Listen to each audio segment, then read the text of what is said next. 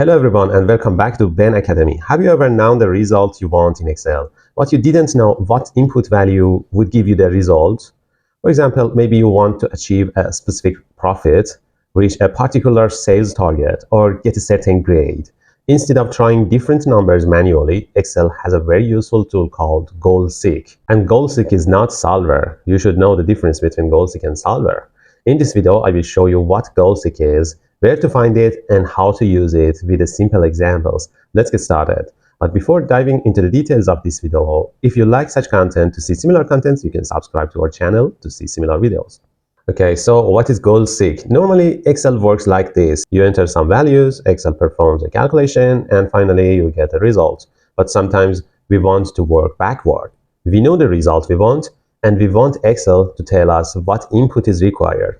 This is exactly what GoalSeek does. In simple terms, GoalSeek finds the input value needed to achieve a specific result. Okay, let's create a very simple example. Imagine that we are selling a product. In cell A1 we have price.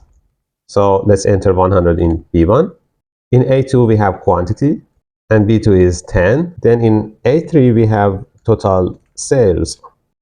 And we calculate B1 times B2. This is the total sales and it's $1,000. Now imagine that our target is not 1,000. We want our total to be 1,500, but don't know what price we need to change. We would manually change it to 110 or 120, 130, and so on to understand when we will reach to 1,500. But that's exactly the kind of repetitive work GoalSeek can do for us instead of manually guessing the number. So let's find GoalSeek. If you go to Data tab, you can find in Forecast an option like What If Analysis. If you open it, you can find GoalSeek here. If you open GoalSeek, you can see a simple window here. It has only 3 fields, and these 3 fields are the most important things to understand here. The first one is set cell. This is a cell containing the formula whose result we want to change. In our example, set cell is B3 because B3 contains our total sales formula. So let's select B3. Next, to value. We need a target value here, and you have to enter the value you want. So let's enter 1,500. By changing cell, is the price that we want to change. So let's select the cell B1 here. And by pressing OK, you can see that the result is changed and it said found a solution. Total target is 1,500 and current value is 1,500. So by pressing OK, you can see that it's obtained easily 150.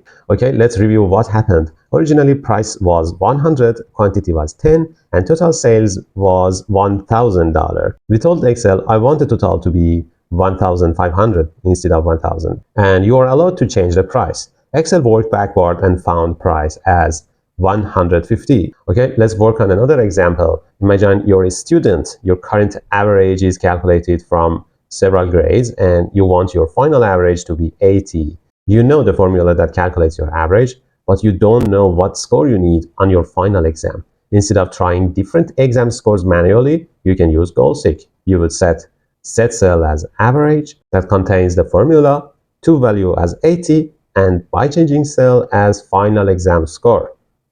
Excel will calculate the score you need, so GoalSeek isn't only useful for business. You can use it for grades, sale targets, budgets, loan calculations, engineering calculations, and many other situations. There is one important thing to remember. GoalSeek is designed to change one input cell to reach a specific result in one formula cell. If you need to change multiple variables or if you have several constraints, you may need another Excel tool called Solver, and you can find some videos about Solver in our channel. You can find useful information and practical examples in our channel. Think of it in this way. With GoalSeek, you say, what value do I need to reach this target? But with Solver, you're seeking the answer for this statement. What combination of values gives me the best result while satisfying these conditions? It's simple, fast, and extremely useful. If you found this tutorial helpful, please like the video, subscribe to the channel, and check out the other Excel tutorials on the channel.